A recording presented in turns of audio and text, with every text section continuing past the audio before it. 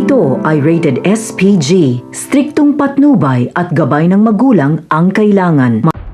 Isang mapagpalang araw, mga kapamilya, dinalaw ng campaign manager ng mga gerero sina Marsing at Nita upang utusan na ipamudbud ang mga pera sa mga siguradong butante ng Maynila.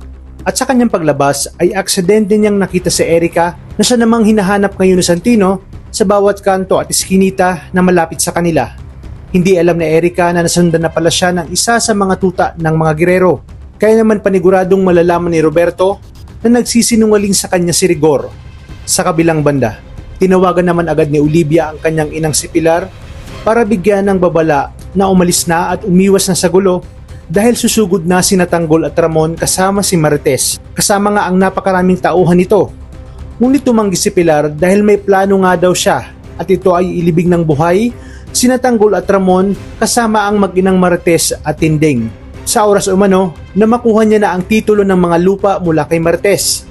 Dumating na nga sina Tanggol at agad na inalerto ni Pilar ang kanyang mga tauhan at sinabing pigilan silang makapasok at patayin kung kinakailangan.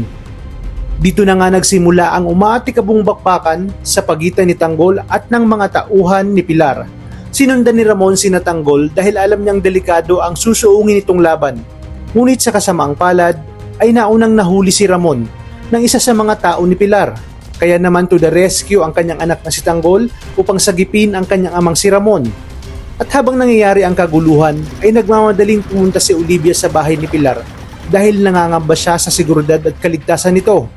Ngunit nadatnan niya ang mag-amang Ramon at Tanggol na wala ng kalaban-laban at napabagsak na ng mga tao ni Pilar.